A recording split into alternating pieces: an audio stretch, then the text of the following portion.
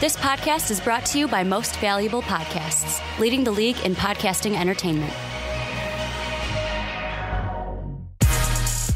Welcome, ladies and gentlemen, boys and girls, children of all ages. This is a Fast Break Podcast. I'm your host, Sean Anderson. Alongside me, as always, is Ricky Widmer. What's up, guys? And Dave Oster. Hey, everybody. And we have a special guest on the phone to start this off. We got our buddy and patron, Jake, joining us as well.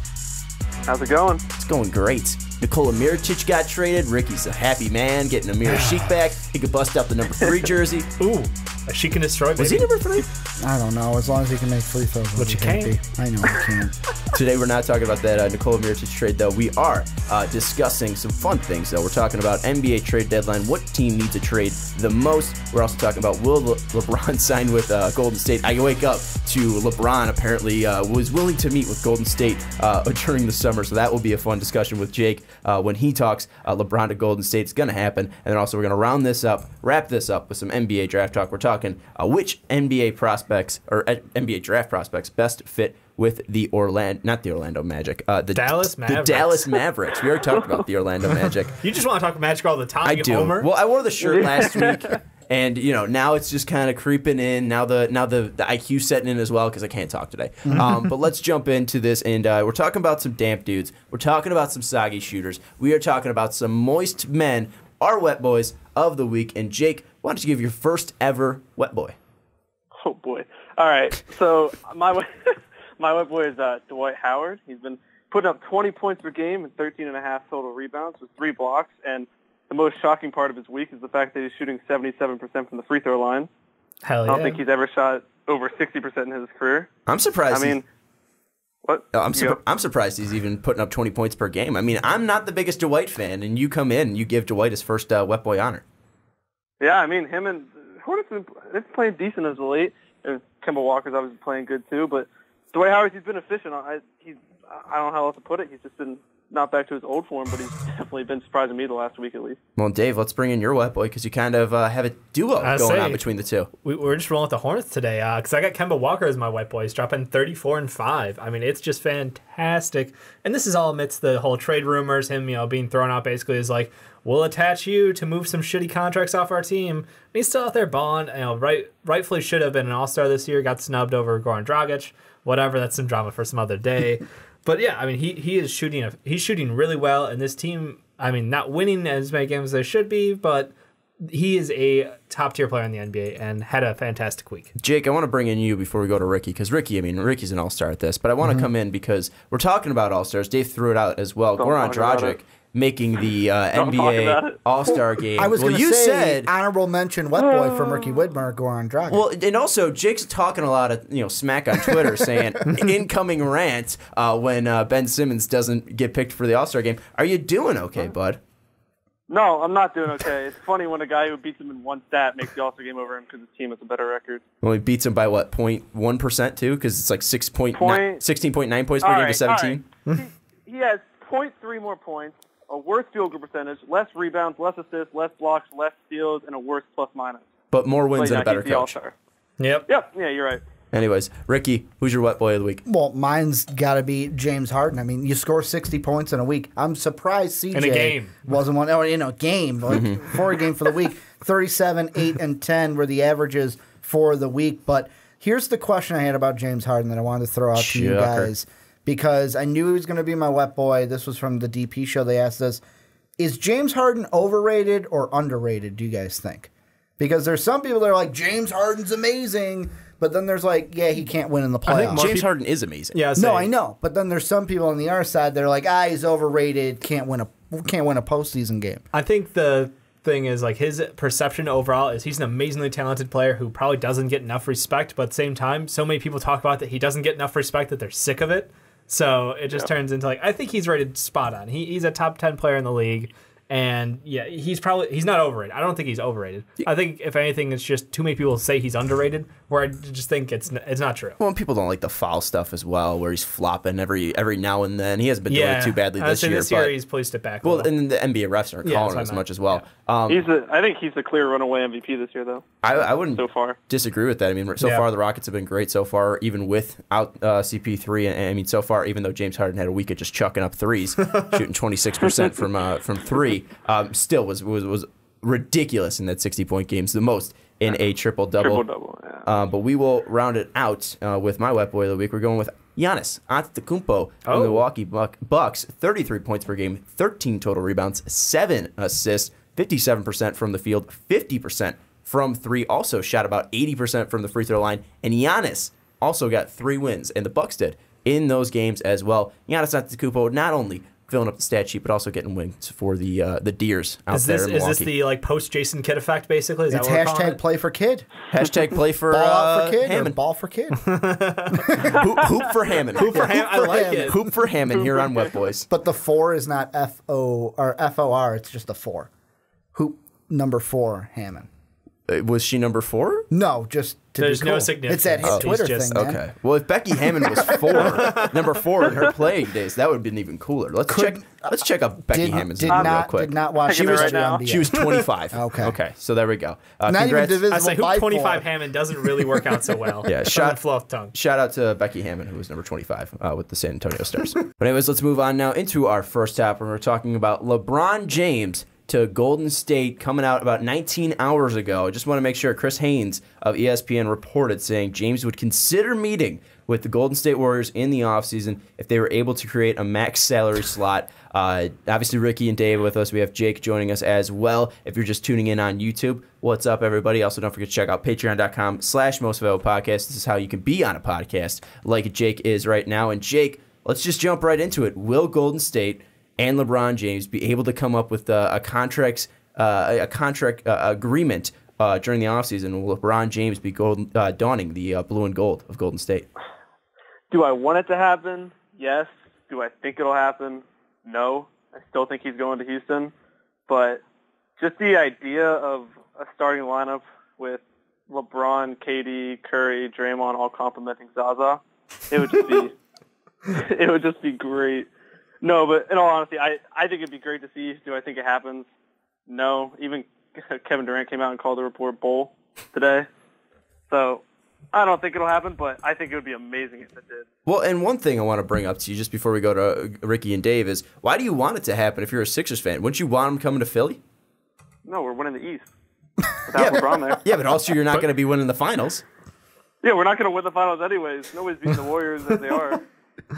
Well, Dave, let's go to you first. Is it possible that LeBron's going to... Are you going to Wilb on us and just shut us down, or do you think that there's a possibility, even if it's 0.05% chance this is going to happen? No, I mean, it's absolutely ridiculous that they're even talking about this as a thing. And I think I agree with LeBron. Like, if you watch his take on PTI, basically it's LeBron is probably having someone do this to get in the head of Gilbert because of the situation in Cleveland. It's just... It's a game right now, and that's all it is. It's just a power play, and it's just tossing out something to be like, you know what? I wouldn't pass up going to Golden State just because. And that's scary as fuck to the rest of the league because you're looking at one team, and it's going to have all of the top talent in the league, and it's just there's no competitive nature left in basketball at that point. So, yeah, I just think it's ridiculous. Ricky, I've been waiting to hear your hot take. I mean, I'm on the side of, like, Dave said something that I was thinking, but I'm not like a guy that's like, oh, shut it down. I think there's like, although it's not going to happen, this thing has a little bit of life. Where there's smoke, there's fire? Never say never. Yep. Kevin Durant, how many people are like, oh, he's going to go to the Warriors? No, we didn't think that. So, well, I mean, yes, right now. We did do a topic on We it. did. Yeah. But all of us, I believe in that, said I said he's going back to the Thunder. I didn't think he was going to go to the Warriors. But this is this LeBron basically saying, hey, Cleveland, we got a week left. You either do something now or I'm leaving. Oh, and the Warriors, don't even think they're out of the question because I could go literally anywhere. That's what that tells me because if he's willing to go to the Warriors, maybe he goes to another team just to leave Cleveland. Now, does he do that? No. Another good point that I heard brought up that's interesting is just by him saying, oh, I would take a max deal from the Warriors. Then if he does go to the Rockets, it doesn't look as bad because he already threw out the Warriors as setting the bar that high. So basically anything other than the Warriors still looks good. He keeps pace. Yeah. That's exactly it because then he doesn't look bad for leaving Cleveland because it's like, well, you know what? I won you a championship and at least I didn't leave for the Warriors like I said I was going to. At least that didn't happen. Unless the Rockets win a championship this year. I don't know about that. I mean, I think we're pretty sure, maybe 75% chance the Warriors are winning the NBA Finals, and the 25% chance is like injuries happen. I'm just saying that would be the only way it would look worse for him is if the Rockets won it and he went there after. Well, I think one thing, at least with this whole thing, is I think I agree with that. There's smoke, there's fire, but I don't know if it's like that. LeBron's going to Golden State. I mean, would he be interested in playing for Golden State? Hell yeah. Playing with Steph Curry and his buddy KD, why wouldn't he be interested in that? He's going to play out west, a place that he wants to play. He's home, and he could start his business and really be on the ground out in LA. I know it's in the Bay Area, but it's close enough. I mean, it's not Cleveland to LA. Well, with the Bay Area, he would be closer to Silicon Valley, and that's where he'd be able to get his hand in on some of those businesses because he'd be closer to that because that's really where the Bay Area is closer to. Okay. No, it is. Already. Well, I thought he was more going for moving. Does he really care about tech right now? He could go either way. He could go either way because Silicon Valley has been all the reports have been saying if he does go to the Bay Area, that could be something that benefits him. Talking tech here on the Fast Break Podcast. Well, it's moolah. It's all about the money. Well, and I was agreeing the fact that again, when we talked about KD to the Warriors, we laughed about it here on this podcast, and it happened. Yeah. So that's the one thing that I don't want to do is laugh that this is a thing, but it is utterly ridiculous. Here's the thing, and Jake, I want to ask you this because before we started recording, you kind of said something that surprised me. On the Warriors side, I don't know if I would want to do this because what I'm looking at, and there's two sign and trade possibilities that I'm looking at. If you want to sign him long term, you have to include Livingston in the deal. But the one I'm looking at is basically it's LeBron opts into his player option. Then it's a sign and trade where the Warriors would send Thompson, Iggy, and draft considerations to the Cavs for LeBron. Then LeBron would have he'd be eligible to sign a 3-year extension in January, 6 months after the trade was completed. If I'm the Warriors, would I want to give up Klay Thompson? I know it's LeBron James, but would I want to give up Klay Thompson because you're already the best team in the league? You don't need LeBron James. It'd be the rich getting richer, which I get why you want to do that, but do you need to do that? I mean, it's totally outrageous and it makes no sense, but I'm all for it. I mean, Iggy's 34, Sean Livingston's 32, so they're not really an issue with giving up. The whole thing is, do you want to give up Klay? And I think, honestly, I was thinking about this a couple weeks ago before this happened. Klay Thompson's contract is up in a couple of years, and I already think that he was going to consider leaving because he could play a bigger role in another team. Because he's going to have probably 3-4 rings by the time he contract's up. We're just going to start counting rings now. That's fair. Yeah, I mean, I would also like to say that on February 2nd, 2016 was the first report of Kevin Durant coming out that he could go to the Warriors. And today's February 1st, 2018. I don't know, Illuminati, but I'm just saying, I just don't laugh at it. I don't think it'll happen. I don't, but I don't want it to happen. I want it to. I'm with Jake. I want it to happen. You guys both want it. Sean, how do you feel? Do you want it to happen or not? I don't know. This is scary. I mean, the thing is though, is if they lose Klay, if this was a lineup of Curry, Klay, Durant, Green, and LeBron James, then this is totally screwed.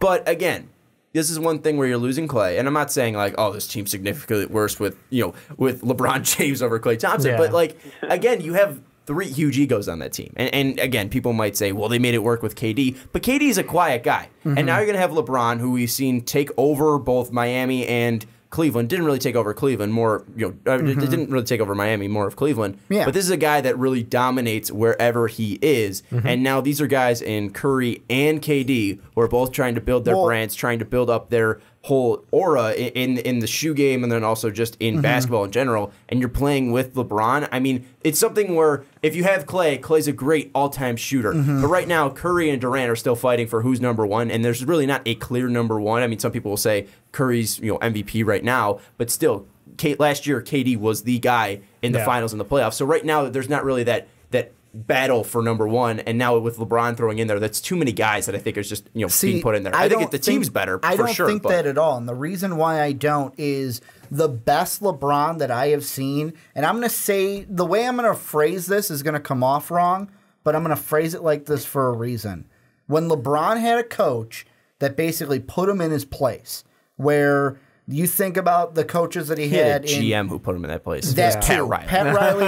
And Spoelstra stuck up for himself and took a stand, though. Spo almost got fired after 11 games. I know, but Spol then said, this is my team. That's the turning point we saw. We would have never seen the Spols that we see today without that moment. You look at him with Ty Lue. Ty Lue's a fucking babysitter out there in Cleveland. Like, David Black got fired. Ty Lue's getting stepped over by LeBron each and every day, sometimes 2 or 3 times a day if you count it. Yep. Steve Kerr ain't getting stepped over. Steve Kerr is standing up, but I don't think he'd have to. He's not really standing up because he's not on the bench every night. Hold on, but one thing too. LeBron wouldn't have to. The ego thing I don't really look at because as long as they're winning, LeBron's not going to care. But if they're winning, they're fine. The reason why there's an ego is because Cleveland's not winning like they did. Let's bring in this. That's not true. I mean, LeBron has this ego because it's LeBron James. He's been told since 2004, 2005. I know he's the best basketball player in the world. But it's better when you're winning than you're losing. Of course. But the whole thing is, even look at right now, the whole thing with the Patriots. Again, I'm throwing this out there. I'm not buying into it. But let's just use it because most of America believes it. And I can see where it's coming from. It's the whole thing of the ego of Robert Kraft, Bill Belichick, and Tom Brady are battling of who deserves more credit for the dynasty. That's something that is coming through. They've won for 18 years straight. They have been the most dominant dynasty in my lifetime and probably in all of sports. Over the past 18 years, they have dominated the AFC. That is something that comes into factor, is who is making this team win? Is it LeBron? Is it Curry? Is it Durant? And it's not going to be all three. You can't say all three. One of those guys, especially with the way that they've been brought up throughout their career, cough, cough, LeBron, is going to be be told that he's the greatest. That's the one thing that you brought up when we came in, Ricky, is the fact that what has Michael Jordan ever done that LeBron's trying to do? Win all 82 games. Well, and that's, I was going to say, if he goes to Golden State, that's the one reason why I would go there. If you want to top Michael, win every game, even the playoffs. 100%. Just win right all the way through. What do you think about that, Jake? It's funny. I saw somebody on Twitter today. It was some big YouTube personality. He said, if LeBron really wants to beat Jordan, everybody says he's not past Jordan because the rings. If he goes to Golden State, he's going to get the rings. And then what are they going to say after that? I mean, there's a lot. Well, I mean, he's lost in the finals, so there's that. I don't like that. That's always going to be the answer for Ricky. So if LeBron goes and wins, let's say 4 titles out in Golden State, would he be the GOAT? No, he's not perfect. But if he wins all 82 games, then we've got a so if he gets discussion. 7 titles more than Jordan? No, I would still put Jordan because Jordan's perfect, and Jordan would have had 8 if he didn't go to baseball. What were you saying, Jake? So, I don't get the undefeated thing, because what if one guy goes and wins 2 titles? So he's 2-0. So I think the whole GOAT conversation for me is, I think Jordan is the GOAT, but I think LeBron is the best basketball player I've ever seen. That's just how I look at it. I think there's a fair compromise in that statement, to be honest. I can respect what Jake just said. I can agree with that. Well, that's my thing with Tom Brady and Aaron Rodgers. Tom Brady is the greatest quarterback of all time. The most talented quarterback is Aaron Rodgers. Get out of here with Drew Brees. Drew Brees is an inflated offense where they throw the ball 30 yards down the field every single year. Saint. This is basketball. Yeah, he's also behind every single game by 30. So Tom Brady's not throwing the ball as much. The one thing I want to bring up, bringing in the Tom Brady thing that you did and kind of related to this, is the thing that you mentioned with the egos with the Patriots, and I heard it put perfectly today. Not egos. Think of it this way: the problem is that Robert Kraft is a guy who he's emotional, where it's like, don't bash Tom. Tom's my boy. I have a connection. Belichick is not emotional. He will detach all emotions from you because he knows I might have to cut you someday. And I'm going to do what's best for the team and not best for you. To the Warriors? I'm bringing it in here. Just making sure. When I look at the Warriors, there are some moments like Draymond gets a little emotional. That's why he gets the text. That's why he got thrown out of that finals. But as a nut hunting. No, I know. But as a complete unit, I mean, the Warriors aren't Spurs level of no emotions. But besides these little flare-ups, I don't see them as an entire team being super emotional. They know, do the business. This is the job. Come and do it right. Play like this, we'll win a championship. I think there's a different level of emotion, though. It's controlled. It's controlled, and it's not aggressive at each other. It's a different way to do it, because KD's gotten thrown out of a couple of games this year. He's actually gotten a ton of. That's KD against the refs. Your ton. Yeah. Like, he's got a ton of flagrants. It's just kind of ridiculous. But, like, I think it's more that as a team, you don't see the conflict within them. It's more them fighting outside versus, you know, we're looking at this Cavs team and all the internal fighting and the amount that's visible to us. And then you start asking yourself, how much more is there going on? How much of the picture are we even seeing that what's coming out looks bad? The and iceberg who knows? effect. Yeah, exactly. Who knows what's going on behind that closed door for the rest of the day? So I agree, but it's still, yeah. It's not an exact carbon copy, but that's what I would think of. Even if LeBron has an ego and comes in, it's if I'm going to sign you, you have to realize you're coming into this team, and we're not going to throw everything away just to have LeBron on this team. That's the only thing of where the Warrior side of, yeah, I get it's LeBron James. You want the best player on your team. But in the end, do we really want LeBron on our team? Do we really need LeBron on our team? It comes back to that question. You don't really need LeBron. Yeah. If you're already the best team in the NBA, I mean, yeah. Yeah. But if you don't get Jake him, humming and hawing over there, I hear it. But then if you don't take him, you risk him going to Houston. Harden, CP3, and LeBron, that would be a threat. I would count them as a threat. I don't see any threat to the Warriors right now. But if LeBron would go to the Rockets, I would count them as a threat. So I think. Yeah. Yeah, I was just going to. So let's talk about that, because then if they get rid of Klay Thompson and bring in LeBron James, it's clear. I mean, unless Klay goes to Houston, it's clear that no one's touching. No one's touching Golden for State 2 years. He can't. He'd go to the Cavs. Yeah. Oh, that's right. You're right. Okay. So my bad. I forgot. Because it would be the sign and trade, unless they. Yeah. Okay. So pretty much no one's touching the Golden State. But if he ends up going to Houston, you have the big four out in Golden State: Curry, Durant, Klay, and Draymond, and then you have the big three out in Houston: CP3, Harden, and LeBron James. You're saying that team could beat the Warriors, Jake? I'm saying they would have a chance. I'm not saying they would beat them, but I'm saying LeBron. I just want to see LeBron and Harden together. That would be something to watch. That would be incredible. I also think that team would draw free agents, like veteran free agents. Yeah. I think Lou Will might even want to go play for them. Just throwing out names again. Yeah, but that's a ring chaser dream right there. Yeah, and David West might go there, get another ring. I just think there's so many. I mean, I think LeBron to San Antonio would make them a threat. I think he needs to leave the East. That's the whole thing with me with LeBron. He needs to leave the East. Do you want him to leave the East because you're sick of him in the East and you want the 76ers to win the East? Is this just personal motives, Jake? We haven't really even had a chance to beat him yet. That's true. I don't even. It's the Cavs. He just needs. First of all, he needs to get away from the Cavs. But if he leaves the Cavs, he needs to get out of the East. Well, let's talk about the Rockets. If LeBron goes to the Rockets, is he a threat to Golden State? And is he a team that could actually beat him? I'm already saying the Rockets are a threat to Golden State this year. So adding LeBron, yes, absolutely. They're an even more dangerous team. I mean, the question is how the dynamic changes with LeBron, his ball handling, and the system they're rolling with right now.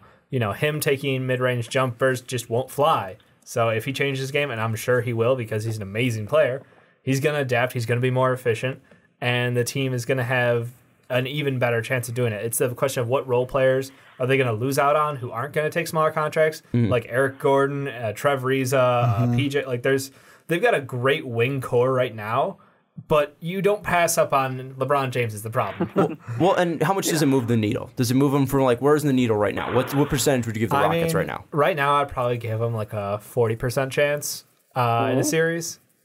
Yeah. And what was that, Jake? That was a little bit of a woo. Was that a woo? What would you get? What would you give the Rockets right now? Wait, you're saying you give the Rockets a 40% chance to beat the Warriors? Yeah, right series, now. Right now, you're saying. What would you give them?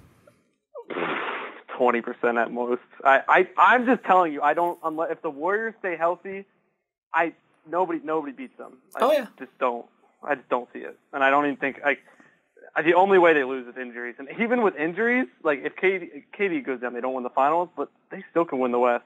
And they proved that before too. Yeah, no, they're the best team. That's the thing. I'm not arguing with that, but I just think that there's something special matchup wise. And as far as having CP3 and Harden and the wing depth they have and the offense they have, I just think if there's any team that can match them, Houston's the team this year. So that's why I'm giving them the best chance. I want to throw this out because you mentioned, I got this thought when Jake mentioned injuries. Looking between the teams, of course, the Warriors have had injury problems. The one I look at is Curry has had injury problems, especially missing, he missed the whole first round last year or 2 years in the playoffs. Yeah, well, and then KD missed. And then KD missed. Only played 26 games or whatever. Here's the thing I'd look at between the teams if LeBron seriously wants to go to the Warriors. If I go to the Rockets, and either James Harden, really CP3 is the question mark for me because he's had more injuries than Harden, I believe. If one of those two goes down, how do we look? But if I go to the Warriors, if Curry goes down, it's me, Durant, and Green. Well, we're still in good shape. We're still in pretty good shape. I don't think anyone's arguing the fact that the Warriors have a better lineup, and you'll be in better shape if anyone has an injury. It's just more the fact that Houston is more likely just because of their cap salary. And the thing that I also go into that makes it a little viable for me where it's smoke, there's fire is the big thing we talk about LeBron is, in the regular season, getting your rest so that you're better for the playoffs. Well, right now in Cleveland, it's, I got to save this sinking ship. I got to play a little bit more. We're in Golden State. He could take off games here and there, and really it wouldn't be like they could all do that. And then in the playoffs, it's like, oh, dear God, they're all rested, and it's on God mode. So let's put a number on this. Jake, what percentage would you give LeBron going to Golden State? Will it happen, and what percentage are you putting it on? I mean, he's going to Philly, so I'm putting that like a 10% chance. 10% chance for LeBron going to Golden State. Still pretty high. 10%. That's relatively high. 10% ability. Dave, what ability, what percentage, what chance are you putting on LeBron going to Golden State? 0.0001. Okay. I'll give so you it's like hand sanitizer effective. Yeah. Or like that's whatever hand sanitizer doesn't kill. That's what LeBron going to Golden State is. You nailed it, Ricky. What I'm percentage? going to cut Jake in half. I'll go 5%. Okay, I know that there's always a chance of something happening. So I'll go with Dave along the line of thinking I will go 0.01% of it happening. Can I throw out one more question? And this is coming from the herd. After he gave his percentages, he threw out another one that it's not going to happen, but I think it's interesting. Is he goes, and then I'm throwing out a 5% chance. LeBron goes, I'm going to take a sabbatical, take a year off, and semi-retire. Yeah, zero. Totally. Yeah, totally going to happen. 0% chance because LeBron's most competitive. Did he get that from his NBA scouts? Because he totally watches the NBA. I have no idea. I just thought it was an interesting take, is all I'm saying. Jake, the first half of basketball he watches? Yeah, do you think LeBron's going to take a sabbatical, look for a new job? Wouldn't have to look for a new job. Well, I mean, that's what people do on sabbaticals. They go look for a new job. Exactly. I mean, Jordan did it. He went to go play baseball. LeBron could go play football. Go to the Patriots for a year. Going to Cleveland. That's their new QB. All right. That is going to wrap up the LeBron to Golden State talk. Jake, we want to thank you for coming on, bud. Yeah, thank you for having me on. But anyways, let's move on now. We're going to be talking about the NBA trade deadline. It's happening on February 8th. We just saw Nikola Mirotic go to the New Orleans Pelicans for Amir Sheik. It was not Quincy Pondok, so they ended up cutting him. Jameer Nelson, Tony Allen, and a first-round draft pick as well. This year's first-round draft pick from the Pelicans. There are some protections on that, but I think most likely it's going to end up as a Bulls pick because I think it's mostly like number one. I think if it becomes the number one pick, I think that's the only time it's actually protected. What I saw was, in quotes, minimal protections. Minimal real protections. Quick thoughts on the Mirotic trade because they're going to bring in Greg Monroe now, apparently. I like the pick. I don't like bringing in Amir. I don't like that. But from the Pelicans side, you think it's at least a good stopgap because Boogie's out? I think that it could mean that maybe it's, we have Nico just in case we lose Cousins to somebody. And you got him for one more year, too, because they picked up his option. Well, they had to. He wasn't making a trade unless they did. Yeah. I think this is solid. I think the Pelicans are kind of stabilizing themselves as we're going for the playoffs this year. This is not, the sign that we should just dump it and try to rebuild again. I like it. I like the move. Yeah, I think it's fine for both teams. You get a first-round pick, and I don't care about the Amir contract if I'm the Bulls. Because, again, you're a rebuilding team. You're not going to have a lot of contracts, big contracts on that team. You're going to have to fill up cap space somehow, some way. So I think it's a nice move for both teams. It's just really now, will Mirotic stay on the team if they're able to keep Boogie? And, what's going to be the whole deal with that? Because they're not going to be able to pay Mirotic $12.5 Boogie a max, AD the money he's getting, Andrew some money as well, without addressing that small forward position, which they need to do. Even though Solomon Hill's coming back, I don't know how he's going to return from that injury. Yeah, so, and just to clarify for the millions of fans watching at home who want to know, Nico cannot play the 3. As a Bulls fan, we can tell you he cannot play the 3. Well, and he'll be great in April, and it'll probably be terrible from here on out once you trade for him. Yeah, we'll have to see. So let's move on now to what teams need to make an NBA. Which teams need to make an NBA trade deadline trade? It is way too long of a day for me. Which teams need to make a trade at the NBA trade deadline? In your guys' mind, Ricky, we'll go to you first. I mean, mine's very simple. Let's get it out of the way. Cleveland. Cleveland needs to make a move. Like, it's ride or die right now of, do you want to lose LeBron or do you not want to lose LeBron? You have to make a deal because losing Kev Love is now... It hurts your team. So they're the ones. Yes, it does. They're the ones where it's like, are you going to get DeAndre Jordan? You're going for Lou Will. What are you going to do? What move are you going to make? So now, does this put more pressure on them to get rid of that Brooklyn pick? And if it is for like a DeAndre Jordan, Lou Will? I because don't know. Because if you're saying they need to make a trade, that's going to put more pressure on them to make a trade, which means they might need to throw in that Brooklyn pick. See, and that's the thing where they're kind of, we've talked about it before, they're in a catch-22 of, do we sell the pick? Then if LeBron leaves, it's great we don't have that pick. We only have our own pick. Or do you keep the pick knowing that, hey, we might lose LeBron, but at least we have the pick? If I am the Cavs right now, I go and make a move, even if it means giving up that pick, because in the end, hey, if I bring on a DeAndre Jordan, maybe that could help me keep LeBron, which will be better moving forward than just some Brooklyn pick. Ricky, not Ricky. Dave, what are your thoughts on that? On the Cleveland talk first. I agree that Cleveland's probably the most likely to make a trade. That one is just a dumpster fire, and they need to do something to stop the bleeding. I don't know whether it's going to be Jordan. I don't know if they're going to have everything full. Like, we thought the George Hill thing was done, and now it's been a week, and it's still dead in the water. Yeah, last week you even said, "Oh, good thing we're recording on Friday because the Cavs will probably have a new teammate." I was hoping they'd have somebody new on their team, but nothing. So I don't know. This is kind of confusing. I think if they're going to go after somebody, though, you nailed the need as of right now, at least. I'm more curious to see like some of the outside teams who are trying to make that one step up to go either to make the playoffs or substantiate themselves as a serious contender. The one that was kind of spicy to me, spicy is a stupid word, sorry. The one that was interesting to me was just spicy meatball. Well, there was a rumor about Jabari Parker coming back healthy and him possibly being shopped again, and it was like, wait, really? I mean, I get it. The guy has had 2 serious injuries in a very short career. Yeah. But he still was a number 2 overall pick. Number 2, right? Mm-hmm. Number 2 overall pick in his draft, and tons of potential. Still like super young.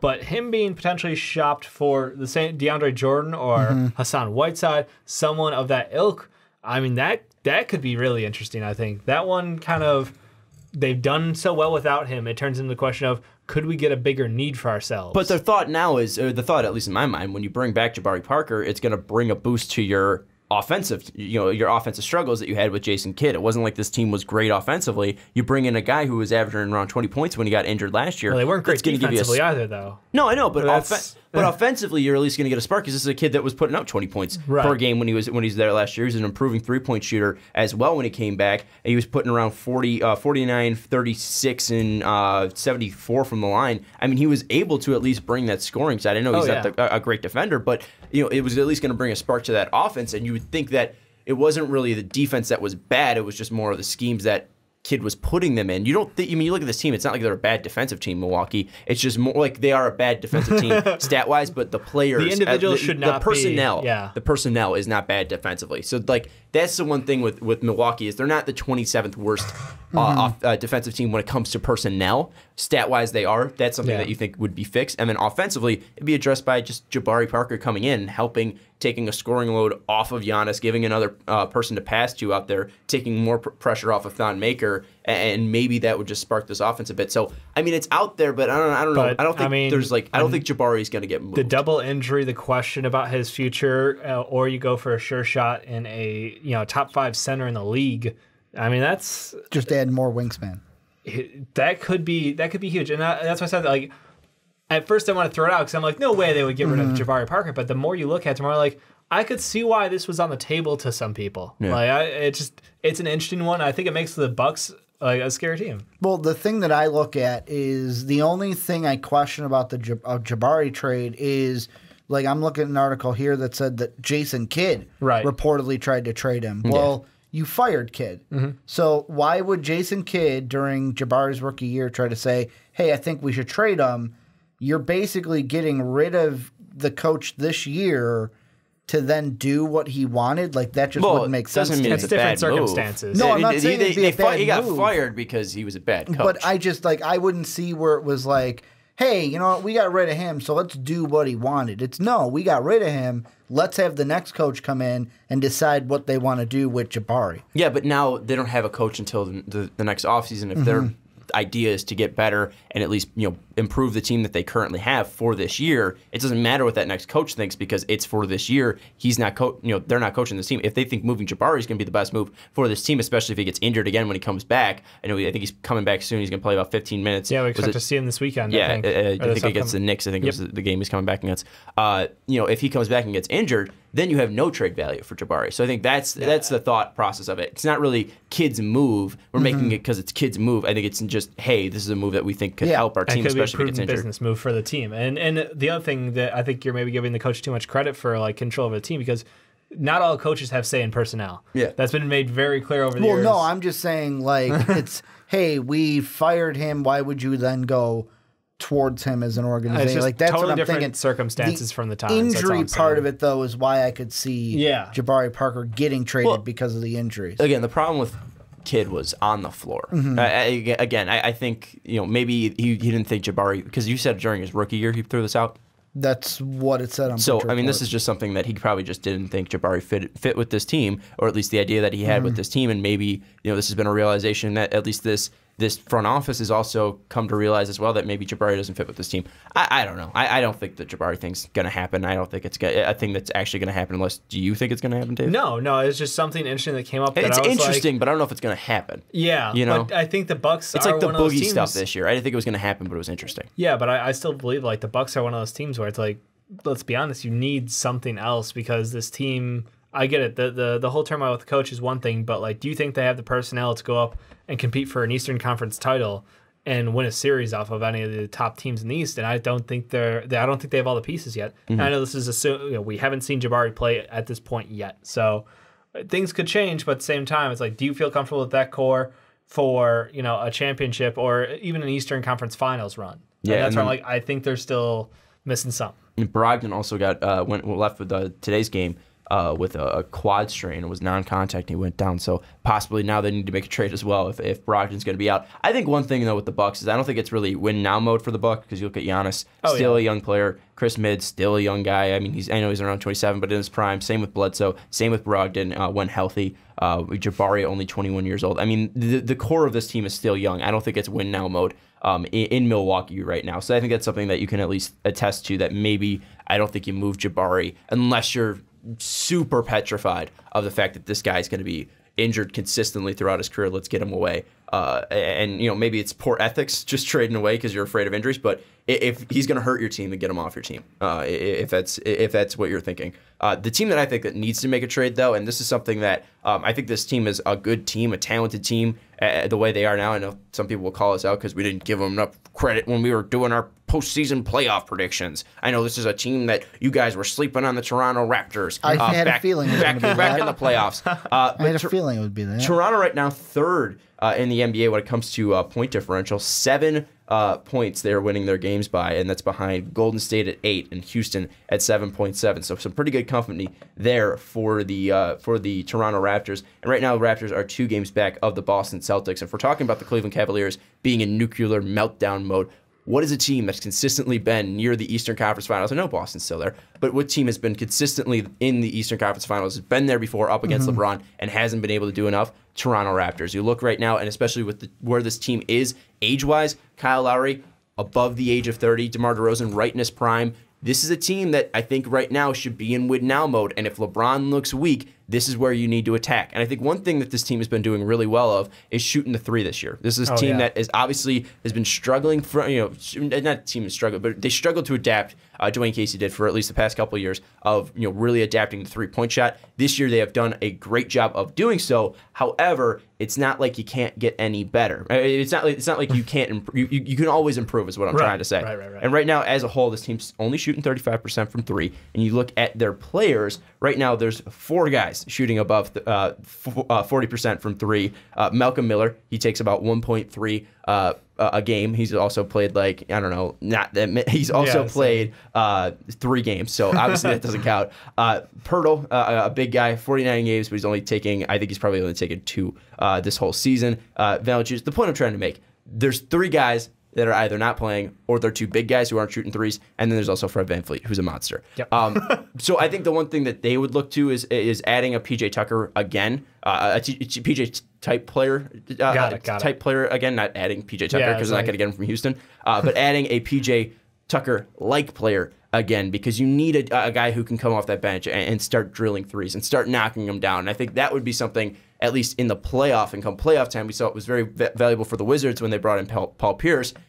Having a guy who can hit threes in clutch moments, having a guy coming off the bench who can do that and be a consistently great three-point shooter, that would be something that you can give them a huge spark, because that's just going to open up your offense even more. And when you get to the playoffs, this might be something where, hey, we know how great DeMar is in mid-range. If we're able to expand the spacing on the floor and have a dangerous guy from three, it's going to give more room for DeMar to work on inside and in his mid-range game. So I think that's something, and I know DeMar's been great from three this year at DeMar standards, but still, this is something that's going to help DeMar. It's going to help Kyle Lowry. It's going to help OG Anunoby as well. I think that's something where Toronto, if you are going for the kill on Cleveland, if you're trying to take down Boston as well, Boston again has a larger window because their team's a little bit younger than Toronto is, at least their core.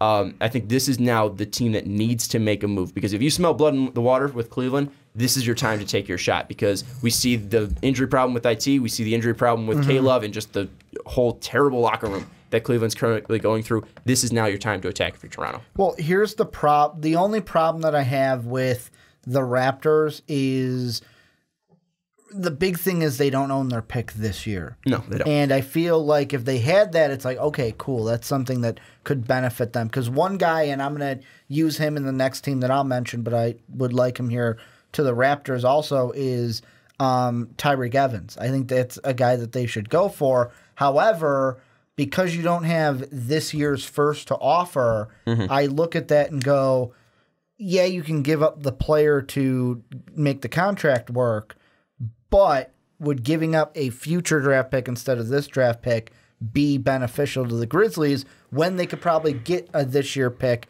from a different team? I mean, possibly, but then you could also just float the fact that you could probably give them 2s as well. I know they don't have their 2 for this year because they sent that to the PJ Tucker deal to Phoenix. But I think, again, you can move different pieces that just aren't. You can give them more pieces that aren't just this year's first. I get it that it's this year, but then also, hey, maybe that this year's first is a team that's near the bottom instead of a 2. So that's going to make Toronto's pick less valuable. And I mean, the thing that I just looked at is not only do they not have this year's first. Next year's first, the 2018 They can't is trade Brooklyn. back-to-back. Yeah. So for me, and I'll just mention it, the team that I looked at was Denver. So I'm comparing the two now, Denver and the Raptors. If both of them go for Tyreek, Denver could be a team, hey, we'll offer you a player and we can give you a pick this year, because like for Denver, they're a fringe lottery team. So it's like, hey, if we're trying to add someone to make the playoff, that pick don't matter to us. We've got young talent. Let's give that pick away to bring someone in that could hurt a team like the Raptors, who could be adding a similar player. I don't know if this is something that I want to throw this out there as well. I don't know if this is something that will actually work. But Fred VanVleet playing out of his damn mind, and I brought him up, and I don't think this is a player that should be moved. But it's not a for sure certain that Fred VanVleet's going to stick around in Toronto, because he's an undrafted player. He's technically their third on the rotation, too. I know he's fighting for that second spot. They have 2 2s, but yeah. Fred is a guy that can leave after this year. Right. So maybe with the way he's been playing, maybe you try to move him. I mean, he's an expiring deal, a guy who's been playing really well for you. maybe you try to move him and get that. So you also have that asset of Fred who he could possibly bring you some more help at a different position that's already kind of clogged with DeMar DeRozan already in front of him and Kyle Lowry as well, because he's a guy that can go 1 to 2. Not really that great of a passer, but 1 to 2, he could be more of a combo guard. 2 trades for you guys to grade. Both of them include the Nuggets on my side, Raptors on yours, both going for Tyreek. First one's the Raptors, so they don't have the pick, but they would get Tyreek, and they're giving up Van Vliet, like you said, and then I'm going to screw up this last name. Bruno. I'm going to not even say his last name because Dave took it. That's all you get. Whereas Denver, hey, we'll give you Emmanuel Mudiay, but we'll also give you our first-round pick too. That's a lot.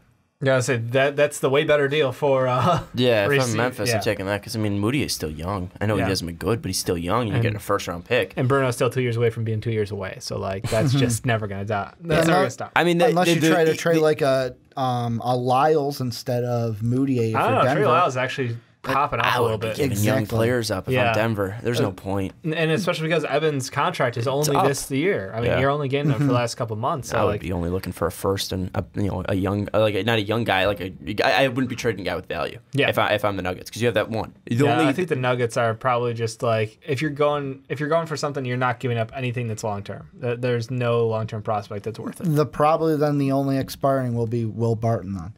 Will Barton for Tyreek. Would be, but you're then exchanging. But then you're exchanging. Well, according to the trade machine, it gives them 7+ wins. Who? Denver. If they Will because Barton they're getting. Tyreek. It doesn't move the needle for Memphis, is what you're saying. Or for Memphis, no. But I'm not worried about Memphis. They'd be getting a pick. That's all they would be worried about. So you're giving them the one. Yeah. Okay. Like in order to get Tyreek, I'd feel like the Nuggets would have to give up their first, but it comes to a situation of if I'm trying to make the playoffs and I already have this young team, what's another draft pick of a fringe lottery guy, maybe an out of the lottery guy, really going to do? I don't know. I don't like any of those Tyreek trades. The most? Because they're giving up too much. They're giving up too much for if you're Denver, and they're giving up too little if you're Toronto. I only mentioned Tyreek because Denver's going for either him or Collison. It looks like. Yeah, I just wonder because he's had such a great year this year, and he's expiring, and his expiring contract. But it's like, is he the most sought after free agent at this point for next year? Or I'm sorry, not free agent. Sorry, guy in the trade block. No. Lou Williams. I would take Lou Williams over Tyreek Evans. I'd take DeAndre Jordan over Tyreek Evans. I don't care about the expiring. I'm looking at smaller guys, but obviously Denver's not going for Lou Will. The question is, we don't know if the Clippers are all in on the tank yet. Like it looked like it, and we have to wait and see. So I'm saying outside of like the 2 guys you named on that team, I mean, is there anybody else who's on the block? Like Avery Bradley is a guy who I think about who not having his best year, but at the same time him. He's got experience in the playoffs.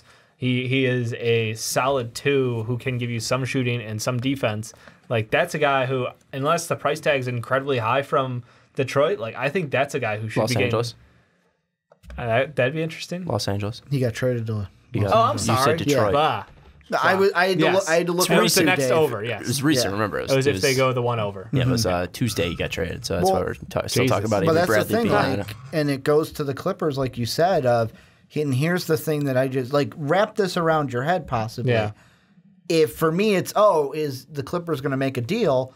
Well, it depends on if Gilbert picks up the phone. And could you imagine the Clippers, either if it's Lou Will or DeAndre, whatever trade you're making for Cleveland, if they have their own pick, Detroit's pick, which right now is a lottery pick, and the Brooklyn pick, and they get 3 lottery picks this year. I mean, that's a lot of lottery picks. No, that's what I'm saying. That could happen, and they could do that if they go to move Lou Will or DeAndre to Cleveland. If they make a trade with Cleveland, they could try 3 lottery picks? Well, they already have their own in Detroit's. They would be adding a 3rd one with the Brooklyn pick. Oh, you're saying Los Angeles. I thought you were saying one. Cleveland needs to trade 3 picks. No, I'm saying the Clippers could then have potentially, depending on what Detroit does. Yeah, they'd be loaded. They'd be rebuilding. Yeah, I would be all over that if I'm the Clippers. But I would be if I'm Cleveland. I'm not giving up that Brooklyn pick. I don't want to be giving up that Brooklyn pick unless it was for a guy like DeMarcus Cousins or Anthony Davis or something like that. I want a guy who's going to be a top 15, top 20 player. Wow. If I'm trading that Brooklyn pick, so you wouldn't do it for DeAndre Jordan? No. That's not going to help you beat the Warriors. It's not. Lou Williams is not going to help you beat the Warriors. I wouldn't trade any of those guys for the Brooklyn pick. Not at all. It was shot at number 1 overall pick with the guys that we're going to be talking about in the Mavericks deal. No way. What move? Here's a question that I'll follow that up with. What move would you make then if you're Cleveland? For Cleveland, I'm getting Jay Crowder the hell out of my locker room. That's the number one thing. Because that guy's cancerous. Who would want to take him? I don't know. But that's the thing. It's kind of like I would give someone a first. It's kind of like when I got upset about the Omer Sheik thing. It's like, really, who wants to take him? So we're stuck with him. Jay doesn't have a Joakim Noah. Yeah, but Jay's contract's not as bad as those guys. Yeah, like that's the one thing that at least is the saving grace of Jay Crowder. Jay Crowder doesn't have a terrible contract like Amir Sheik and Joakim Noah does. He's got 5 years, $35 million. That's not a lot. $7 million for Jay Crowder, who's been terrible this year. But he's a guy who could possibly be a 3-and-D down the line. He's only 27. The question is now. This shit's starting to look suspicious coming out of Boston. Every player who has left Boston is now having a career worst year, pretty much. Not career worst, but Olynyk. A heavy drop off. Olynyk's interesting. Yeah, he actually is doing good down in Miami, I guess. Yeah, Olynyk's so it's just IT, Crowder, Bradley. Those three have all fallen off pretty much. No, we're not calling Ante Zizic. I mean, he didn't play, so I was being an ass. Yeah, I'm just saying it's kind of interesting. How much was the system? How much was the player? And how much Brad Stevens? Well, let's look at this.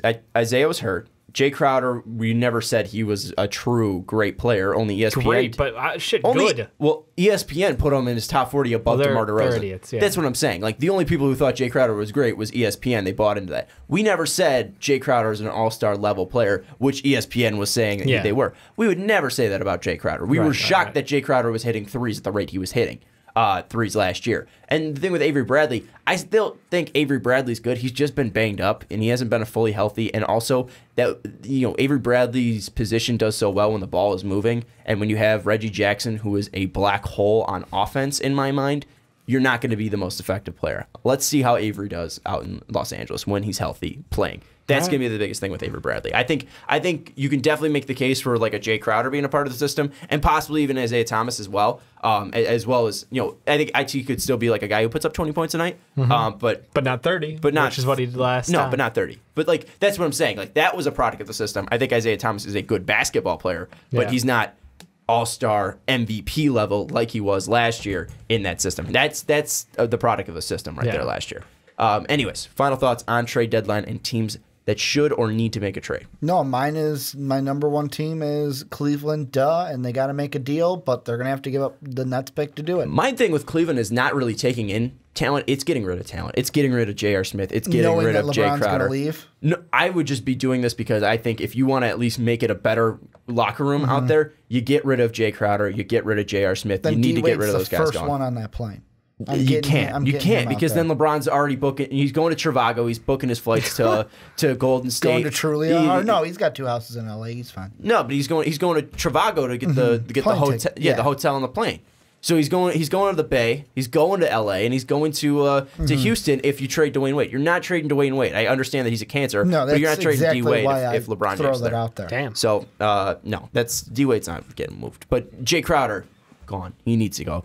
Same with J.R. Smith. Those guys need to get the hell out of Cleveland if you want a better locker room. Because K-Love doesn't deserve that disrespect. I was going to say we can't make the K-Love joke because he's injured. He's now down and out. We can always make a K-Love joke. I made a K-Love joke when he got injured. I said IT's questioning the legitimate. He didn't get a note from his doctor. Yeah, he didn't. Anyways, any final thoughts, Dave? No, the only guys I got left at this point, I pushed Courtney Lee last week. I still think he's still valuable to some team out there. The other guy is Rodney Hood, has been shopped around. I heard the Bulls were interested. I've heard between Bulls, Pistons, the Nuggets, and there was one other team potentially in the mix. There's a handful of teams. He's a good scorer, but what's the value on him? We'll wait and see. Does DeAndre get moved? No. Does Lou Will get moved? 40% chance. Does Reek get moved? Yeah, 60%. I think Reek gets moved. Where? Denver. Denver? I'll go some bum-ass team named Cleveland. Cleveland? Nah, they had Jeff Green. Wait. He's budget. He's since budget when Reek. Is Jeff Green? By the way, budget Reek. You said Jeff Green. I don't know why this popped in my head. I gotta give props to Channing Frye. Did you hear what Channing Frye said this week? Nope. What? He is all in on the Cavs, and he would be fine with being traded if it meant the Cavs could win another title. It's a team player So, right there. That's why I didn't throw out. Props to Channing Frye. And that's why I didn't throw Channing Frye's name out there when I'm talking about getting Jay Crowder and J.R. Smith out. Anyways, that's going to wrap it up for this segment. Let us know in the comments what you think about the teams that need to make a trade in the NBA trade deadline. Any teams like Cleveland, Toronto, or you said Milwaukee. I did. Well, you ended up going. You just threw out Jabari. Yeah, I just think that'd be interesting. Yeah, it would be interesting. I just don't think they can compete for an Eastern Conference championship without moving somebody to get somebody else. I don't think the window's right now. That's the thing. Probably not. So no. I would rather see Jabari stay on the Milwaukee team. Oh yeah. Anyways, let's jump into our last and final topic. We're talking about the Dallas Mavericks and the NBA draft. One of our favorite topics here on the Fast Break podcast. We know it's one of your guys' as well. And what we were talking about is which prospects best fit the Dallas Mavericks. And we're going to do 3 scenarios first, and then we're going to talk about which overall prospects best fit. But the scenarios we're going to have is that if the Dallas Mavericks have the first pick, they have the 3rd pick, and the 5th pick. The reason why we're doing those numbers is because right now Memphis is slotted at Takeathon.com as the 7th team. 7th team, at least lottery-wise, and they are only 3 games back of the number 1 pick. So these teams are tightly packed from 7 to 1. So anything could change. So the Mavericks can fall, Mavericks can go up, they could stay the same. So we're going to do 3, 1, and 5 in that order because right now Mavericks are at 3. So Ricky, Mavericks are slotted at 3 using your big board, your mock draft, whatever you want. Who would be on the board? And out of those prospects that are on the board, who would best fit the Dallas Mavericks? Using who I would have, well, whatever. Like, who do you think would go 1? I'm going to say DeAndre Ayton, and the only reason why would be the best fit for Dallas at 3. It would be because would he be around? Well, that's the thing because the one that I'm looking at, and the reason why me personally not going to give up who my 1 or 2 would be is because I'm going to tease you guys. You guys can come back in 2 weeks and figure that out because that's when our mock draft comes out. Could always change. It's Valentine's Day that week is when our next mock draft will be. But I'm looking at Tankathon. They got Luka, then they got Trae Young. This team, you've got Harrison Barnes, so the 3's locked down. Yep. You drafted Dennis Smith, the 2's locked down. Like I saw an article where it's like, should they draft Trae Young? It's like, well, you got your point guard locked down. You don't need to go ahead and get another point guard. Luka would work, but at 3, I would go for a big guy, and I would go Ayton over Bagley because that would be it would be either Ayton, Bagley, or Bamba, and I would go Ayton over both of those guys. Out of those 2 guys, Luka and Trae Young, because both of those guys technically don't fit because Luka, size-wise, is a wing player, so you could possibly put him at the 2 defensively, and then offensively he'd be a 1. So that's really going over. It's encroaching on Harrison Barnes defensively with the 3 spot, and it's encroaching on Dennis Smith at the 1 spot, at least offensively. And Dennis Smith isn't that great of a spot-up shooter, so I don't really know if he would be working as a 2. And Trae Young, I don't know if he's big enough to be a 2, and he's a great passer as well. So I mean, out of those 2 guards, which guy do you think fits best with the Mavericks, Trae Young or Luka? First, I want to say it all depends on what's going on with Wesley Matthews. Like if Matthews accepts his player op, then it's like okay, we don't really need either of those guys because we got the 2 locked down. But then again, Wes is like over 30 years old. You'd rather go with a young guy for the future. If we don't, and usually whenever we talk about player ops, we assume that they're going to deny it to try to get more money. Yeah. I would lean towards Luka only because of the fact that I feel like he could play the 2 better than Trae Young could. That would be the debate in my head. Do you agree with that? I mean, I don't think he's going to play the 2 regardless. I think that I would do Trae Young and Dennis Smith Jr. as your backcourt, and you can have them flip-flop whichever way you want to. I just think that gives you one of those dangerous backcourts. You have the hyper-athleticism of Dennis Smith, and you have Trae Young, who's just going to take shots from anywhere on that fucking court, and he's an excellent distributor. I just think that pairing would be really sweet. I love Luka, but I don't think that he would end up playing the 2. He's too big. He doesn't have the explosive speed. At this point in his career, he can always get that, but it's just a matter of like where he's at size-wise. I think that he's going to be kind of more the Gordon Hayward role. He's going to be a 3, but he's going to be the primary ball handler, you know? So yeah, honestly, I would lean more towards going for like someone like Trae Young over Luka for that. So you'd rather go Trae Young over Luka if you're picking between those 2 guards on Dallas. Yeah, for that fit, yeah. And then at the 3rd spot, using whatever you want to use. So if you're using Tankathon, where he has Luka and Trae going off the board at that 3 spot, I mean, is it DeAndre Ayton like without a doubt? Then Ayton seems like the guy to push because they literally don't have a center. Like there is not a guy. Like They have Nerlens technically right now, but they're not playing him, and he's not doing anything. And he's also going to be a free agent. The line has been drawn in the sand, and he's not coming back. He's not welcome there right now. It's just a pain in the ass. I think Ayton. He still has amazing potential out there, and I think that's worth a shot at 3. Like if he's on the board, take him. This draft is such a weird, volatile place because like we've got 5 guys in the discussion for like the number 1 overall, and then that fills out randomly as you go. So if we're saying Luka, Trey off the board, I'm looking at Ayton, Bagley, and Porter left. Yeah, I like going with Ayton. Go with a massive big with huge upside and with amazing scoring potential. Well, let's say Ayton's off the board then. Who are you going with at 3? For the Mavericks, who do you think fits best? Because then are you going to go with a Luka, a Trey, or are you going to go again back to that center spot or power forward spot and go with a Jaren Jackson, or are you going to go with like a Mo Bamba? I like Jaren Jackson better than Bamba at the moment, but same time, like I'd run Luka at the 3 and Harrison at the 4. Mm-hmm. Like I have no problem with that. He's got the size. Harrison does. I think that actually is a really nice fit for them. So if Luka's on the board at 3 and Ayton's gone, then I would take Luka. If Trae Young's on the board at 3, I would take Trae.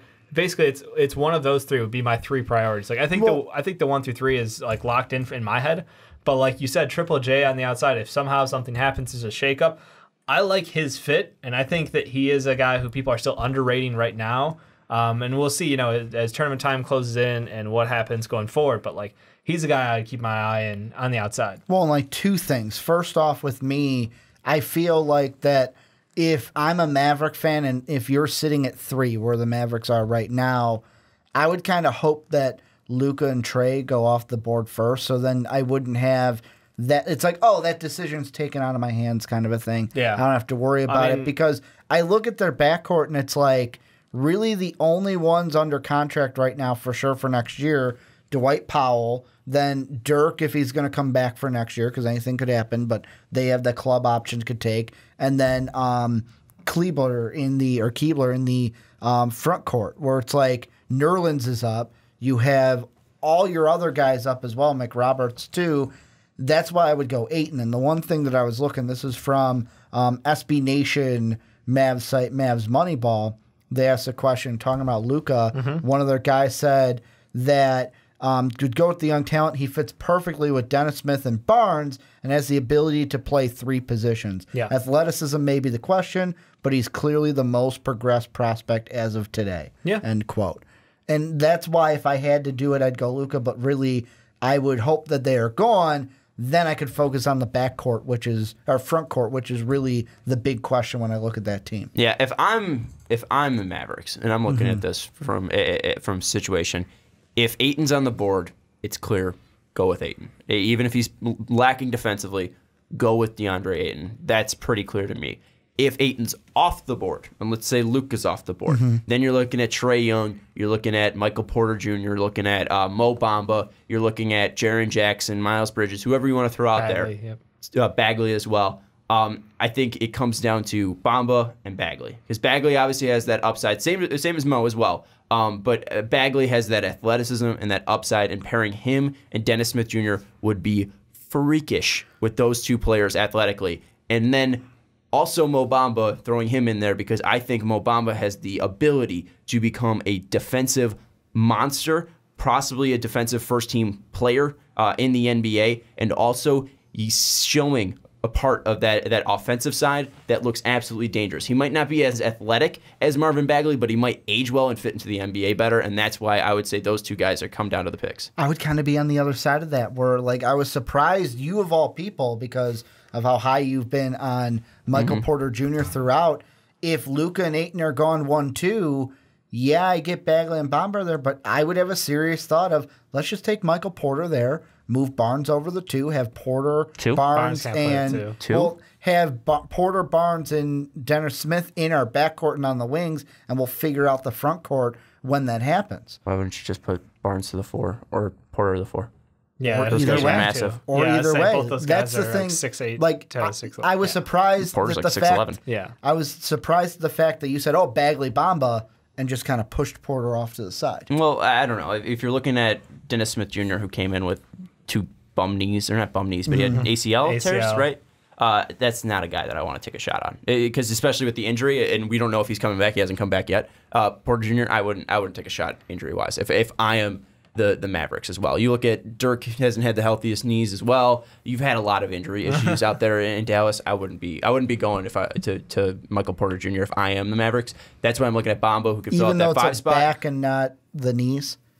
Yeah, an injury's an injury. I'm saying injury problems. I'm not saying like his knees are cursed. I'm saying that injuries are injuries. That's the one thing that I'm saying. I'm not saying I would just stay away from that if I was the Mavericks. I think there's some bad mojo going out there. I think Cuban bought the wrong thing or something. It's one more year of the tank. It's just an extension of the tank if he's not excellent. Well, and the thing is, I think that Dennis Smith as well. I think Porter. I don't think anyone expected Dennis Smith to play this well coming off of those injuries. Yeah, well, I mean, the thing, those were in high school though, and he came back and he's looked fantastic ever since those NC State days. I just think Dennis Smith can be the guy. I think he could be your 1, and I think Porter would be a 1 as well. Where Bamba and Bagley might be able to fit into that 2 spot a little bit better. I know Bagley wants to be the 1 right now at Duke, and that's why he's taking so many damn shots and leading that offense. At Grayson Allen's not. But so far, I think Mo Bamba would probably be the best fit at 3, just because I think he's got the measurables, man. I think he's got the measurables. He fits in well personality-wise with Dennis Smith Jr.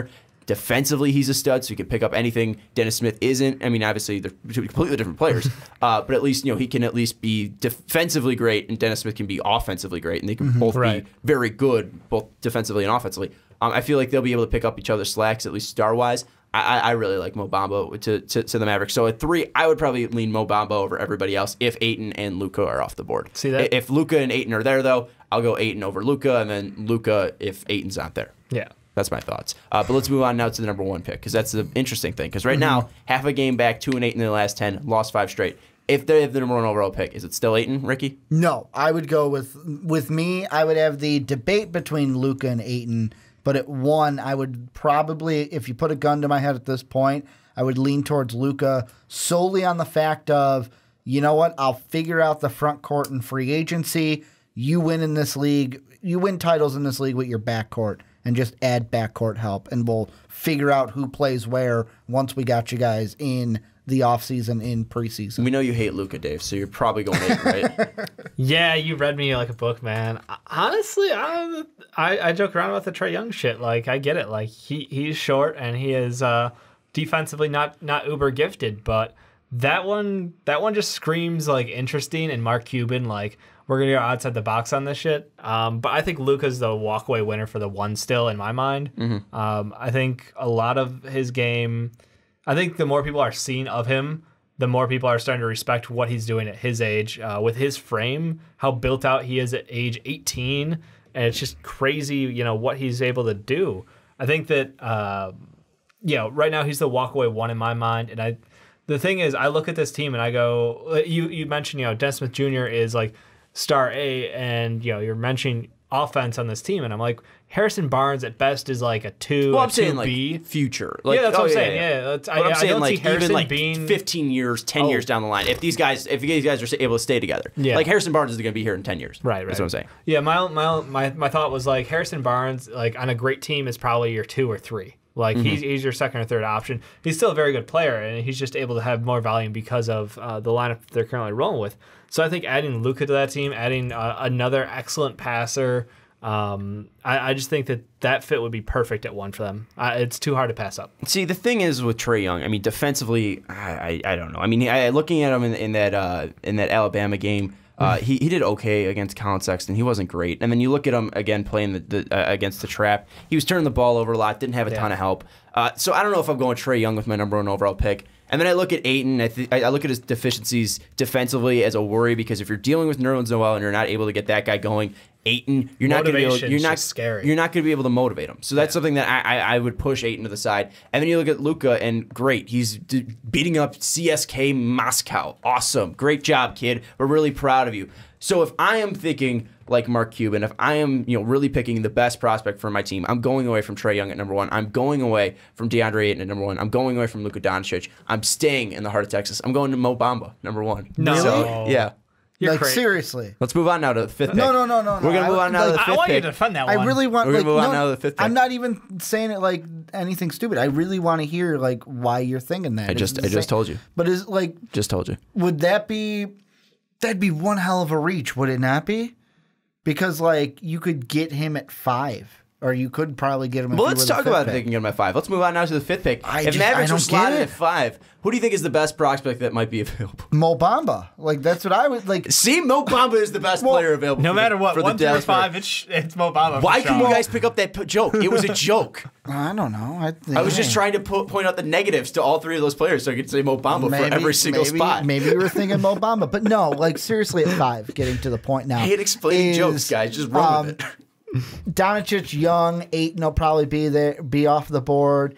The thing is for me, like the Kings, I don't think Tankathon-ism with Bagley. I don't like that. I think they'll probably go with a Porter. I think everything might be expended to where it's like, you know what? We'll take Bamba, get that backcourt, like you said, he'll bring defense there to where Dennis Smith can bring the offense, Bamba can be the defense down low. But by some reason, if Michael Porter is there at 5, I go ahead and take him because, like, I'm on the page with you, Sean, to where if Michael Porter was completely healthy, he'd be my number 1 pick. He'd be number 1 on my big board for sure. And even without the injury, I would say number 1 on my big board. Number 1 pick is a little shaky, but at 5, I'll roll that injury question. I'd take Michael Porter or Bamba.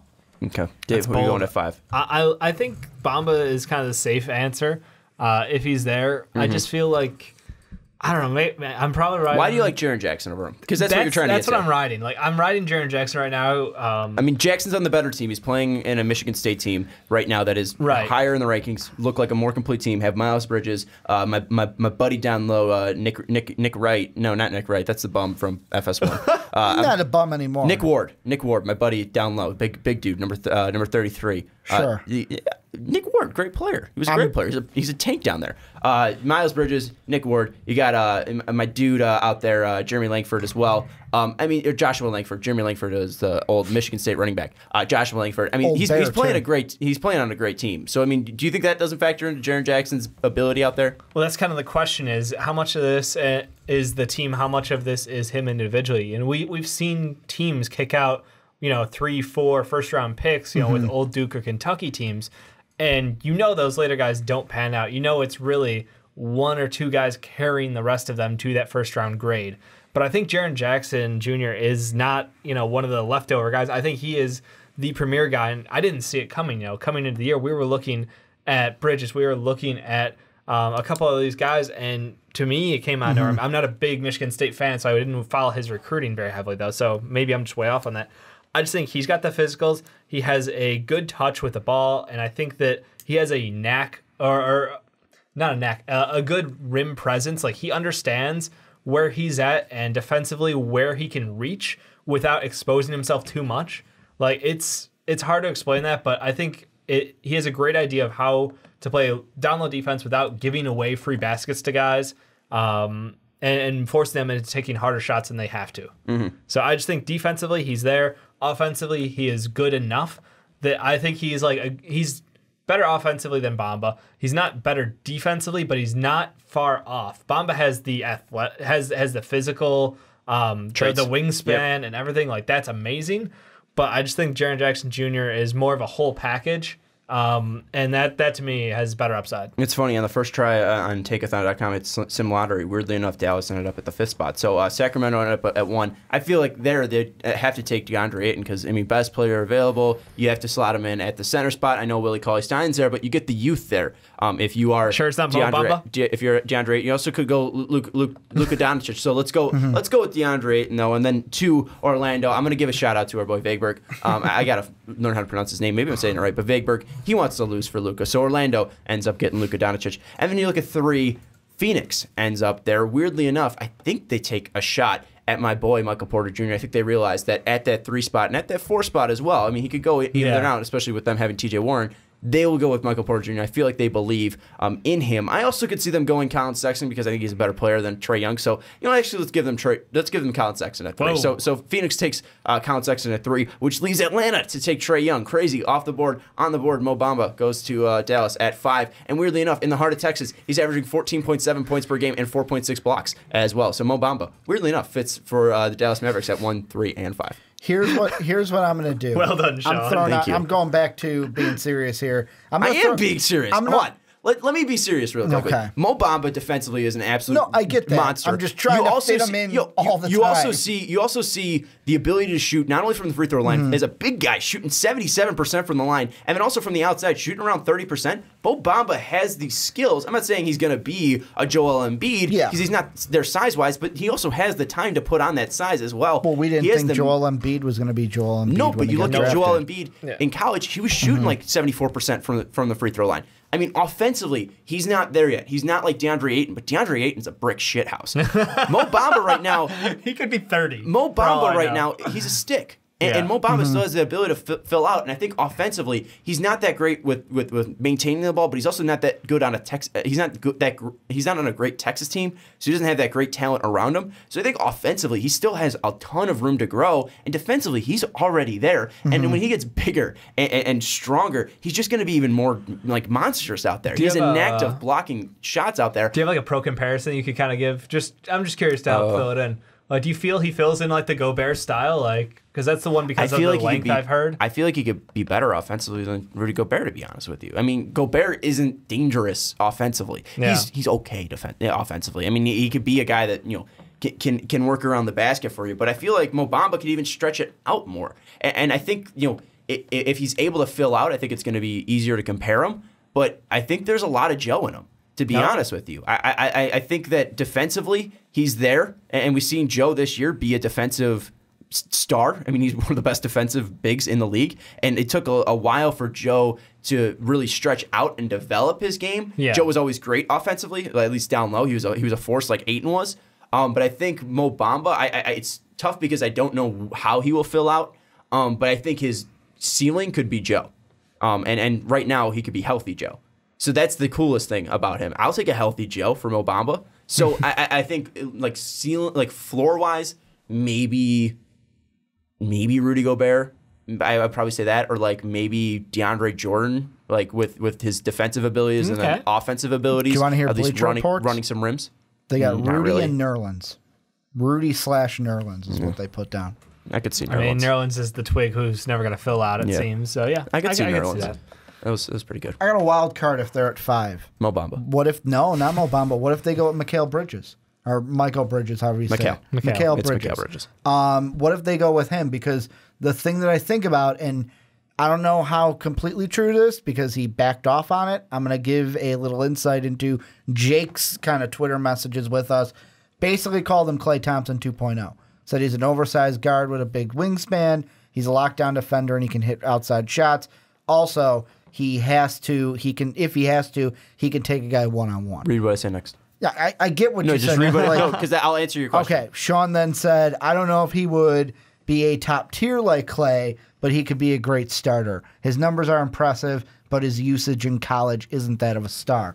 But you could take him at 5, have him develop into that 2, and even if he's not fully Klay Thompson 2.0, just the fact that we can have a defensive stop guy at the 2 could benefit the Mavericks. Yeah, but Mo Bamba's better. Mo Bamba could be your stopper at the 5. Mo Bamba 1 through 5. I think Mikal Bridges could definitely be on the table for Matt Dallas if they reach that 5 spot, especially if guys like Trae Young, Luka, Ayton, and then maybe if Mo Bamba's off the board at 5 too, then I could totally see Bridges being a possibility there. Yeah.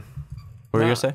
You said honestly. Honestly, I was like, I think Mikal's probably a reach still. I haven't seen enough out of him that I would go top 5 pick. I think he has all the tools, and he's shown that so far, but he's also on a really good Villanova team, and he's not having the usage of a star. Like, you look at him and Klay's numbers in college, very similar. But he wouldn't have to be the star in Dallas. Well, Dennis Smith would be a star. The thing is that the thing is Klay had so much pressure on him in college, and he had to learn how to be the guy. Yeah. And I understand he didn't have to be the guy at Villanova, but also I think it plays into the fact that when you're stepping into the NBA, you always have to have that ability to be the guy on any given night. And I know Mikal Bridges has done that in college, but he hasn't been able to be the guy every single night for his team. And because he's had so many great players to rely around, where Clay was always the guy at Washington State. So I think that's something that plays into a factor. I mean, with Steph was always the guy at Davidson. You look at most of these NBA stars on their team, they were the guy in college. And I understand even if they're... I mean, I don't take huge stock into that, though. I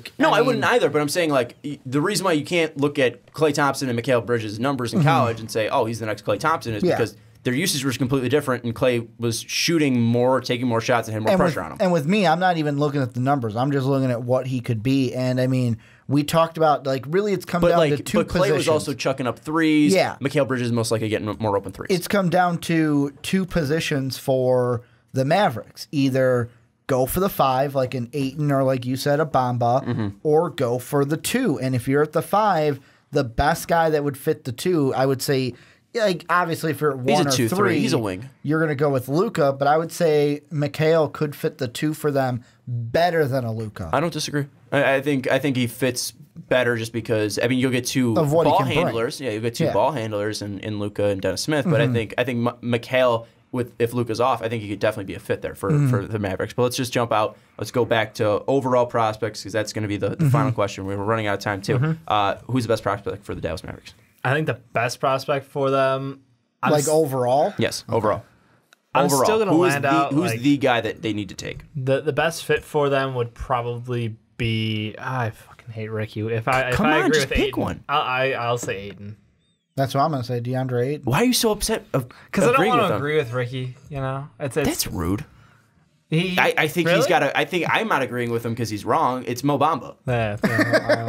He's been dominating in the Big 12. You look at his numbers so far: 4.7 blocks per game in the Big 12. Get out of here, Mo Bamba! Averaging 15 points per game. What? Ridiculous! Shooting over 56% from the field, and 74% from the free throw line, and also averaging around 36% from 3 in the Big 12. One of the best basketball conferences in college basketball. Come on, you know what else goes towards your argument? What? If he didn't foul out of that Duke game, they would have beat Duke. If he didn't foul out of that Duke game, and also he fouled out of the Texas Tech game too, only at 12 points. Could you imagine the potential if he was a little bit better defensively? They would have beat Duke in overtime if he was still guarding Bagley. Mo Bamba, baby. Number 1 overall. Gonna happen. Only to Dallas. Let us know who you think. And the camera's out. Who cares? We're it's going to the logo. Let us know who you think the Dallas Mavericks should be taking at 1, 3, 5, or just in general who they should be taking. If you think there is a for sure prospect, they should be taking like Mo Bamba. But anyways, that's gonna wrap it up for the Fast Break podcast. We love you guys. If you're listening on Blog Talk Radio and iTunes, if you listen through this whole thing through how long has this been? This has been it's been a long time. Been about 60 minutes of podcast time. Or if you're like Jake, download it on YouTube. We appreciate you. We really love you for listening through this whole thing. If you're listening at segments, we also appreciate you at home. Just a couple of housekeeping things because I forgot at the beginning. Check out mostvaluablepodcast.com. We revamped it. It looks pretty damn sweet, and we ought to thank our Patreons for that, for giving us the supplies there. Also, check in the description for MVP t-shirts. You can pick up yourself some MVP swag, and also check out patreon.com/mostvaluablepodcast. If you want to join Jake and step on either the Onside Kick, the Fast Break podcast, the Rick and Johnny podcast, the Patreon podcast with Christian jumped down as well. Yeah, I was surprised that Christian wanted to be on it. Check out the $10 tier on patreon.com/mostvaluablepodcast. And also, last and final thing, if you're listening on iTunes, if you have an iTunes account, go over there and give us 5 stars either on the Fast Break, the Onside Kick, the Rick and Johnny, the Primetime podcast, a graphic conversation, or you can give it to all of them as well. We'd really appreciate your help for that. But for Dave Oster, for Ricky Widmer, for our special guest, Jake Neverman, and me, Sean Anderson, we love you, and we'll see you next time.